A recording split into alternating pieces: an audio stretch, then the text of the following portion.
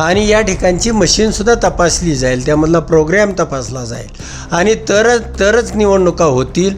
अन्यथा आमच्या जिल्ह्यामधल्या निवडणुका प्रोग्रॅम पाहिल्याशिवाय होणार. त्याचा फायदा होऊ शकेल.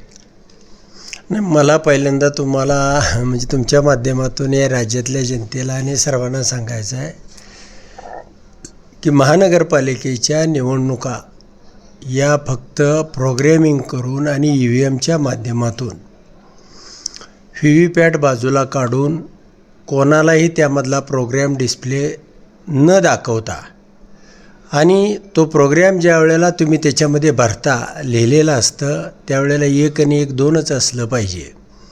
पण तो प्रोग्रॅम ना कुठल्या पक्षाला दाखवताय ना त्या उमेदवाराला दाखवताय आणि हे सगळी यंत्रणा बेल असेल ECIL असेल हे सगळं तुमच्या हातामध्ये आहे. आणि ज्या वेळेला आम्ही पालिका निवडणुकीमध्ये या जिल्ह्यातल्या मशीन मी स्वतः तपासल्या त्यावेळी या जिल्ह्याचा तेवढा निकाल आमच्या बाजूने लागला.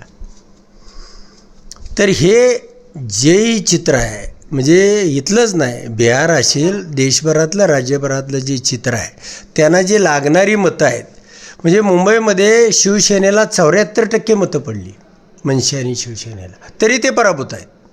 आणि ज्यांना 26% मतं पडली त्यांना 1 आणि 1 2 मतं केली जातात.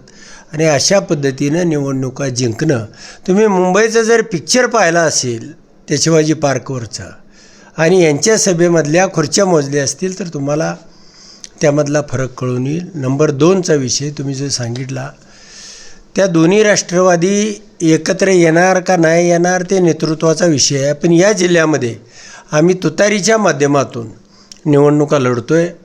आणि काही ठिकाणी समजा एखादा कार्यकर्ता असाही असतो की तो बाणाचा असतो, एखादा घड्याळाचा असतो, त्या ठिकाणी आम्ही तडजोडी करू.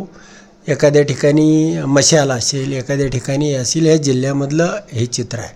पण तुम्हाला खात्रीने सांगतो ग्रामीण भागामध्ये लोकसभेला जे चित्र होतं, मोहोळ असेल, मंगळवेढा असेल, माढा असेल, करमाळा असेल, माळशिरस असेल किंवा सांगोला असेल, या ठिकाणी आम्ही 2-2 लाखाच्या फरकानं त्या ठिकाणी निवडणुका जिंकलेल्या तुतारी पिपाणी धरून. आणि ग्रामीण भागामध्ये हा शरद पवारांचा विचार जो पुरोगामी आहे, शाहू फुले आंबेडकरांचा विचार आहे, तो विचार या ठिकाणी चालवला जाईल. आणि या ठिकाणची मशीनसुद्धा तपासली जाईल, त्यामधला प्रोग्रॅम तपासला जाईल आणि तरच निवडणुका होतील. अन्यथा आमच्या जिल्ह्यामधल्या निवडणुका प्रोग्रॅम पाहिल्याशिवाय होणार नाही.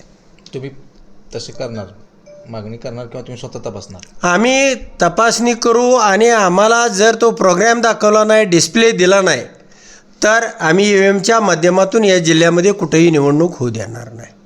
अजित पवारांच्यावर लोकसभेत विधानसभेत तुम्ही अगदी कडवट टीका केली होती. आता परत एकत्र येण्याची चर्चा झाली. हा संवाद साधला कसा जाणार आहे?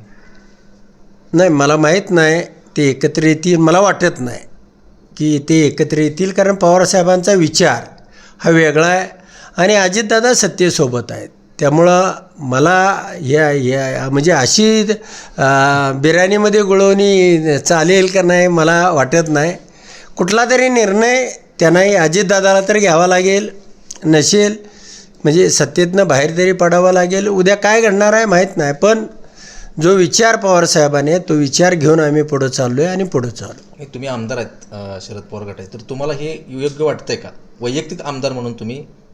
नाही, कल्पनेतनं भविष्यातलं योग्य वाटणं न वाटणं हा 2 नंबरचा भाग झाला. पण मी सांगितलं त्या पद्धतीनं एकतर एकत्र यायचं असेल तर सत्तेमधून बाहेर पडावं लागेल, नसेल तर पवारसाहेबांच्या विचारानं पुढं जावं लागेल. अशा पद्धतीचे काही ना काहीतरी धोरण असल्याशिवाय कोणताही पक्ष चालत नाही. त्याला विचार असला पाहिजे, कोणाचाही असू द्या. भारतीय जनता पार्टीचा हिंदुत्व हा विचार आहे, शिवसेनेचा हिंदुत्व हा विचार आहे, तसा पवारसाहेबांचा या राज्यामध्ये पुरोगामित्वाचा विचार आहे. त्यामुळे तुम्हाला काहीतरी धोरण, विजन आणि भविष्यामधली या जनतेच्या काय तुमच्या कल्पना आहेत ह्यावरती तुमचं मतदारामधलं किंवा राजकारणामधलं एक लाईन अधोरेखित होते आणि ती अशा पद्धतीनं होणार नाही असं मला वाटतं. आपण थेटपणे म्हणताय की भाजपच्या विरोधात ह्या निवडणुका लढवल्या जाणार आहेत, मात्र आपल्याच पक्षाचे 2 आमदार आहेत ते पालकमंत्रीच्या दमबाजीला बळी पडत आहेत असं आपलं वक्तव्य आहे. त्यातील एक आमदार आजच्या बैठकीला उपस्थित नव्हते.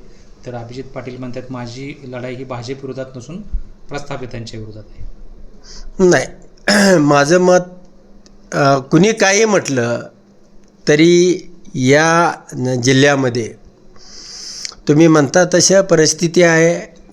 वेगवेगळ्या संस्थांच्या माध्यमातून त्यांना अडचणीत आणण्याचा प्रयत्न आणि त्या नगरपालिका निवडणुकीमध्ये आपण पंढरपूर असेल, करमाळा असेल आणि आमच्या नारायणाबान तर सांगोल्याच्या सभेमध्ये त्यांनी स्टेजवरती त्या ठिकाणी नेलं.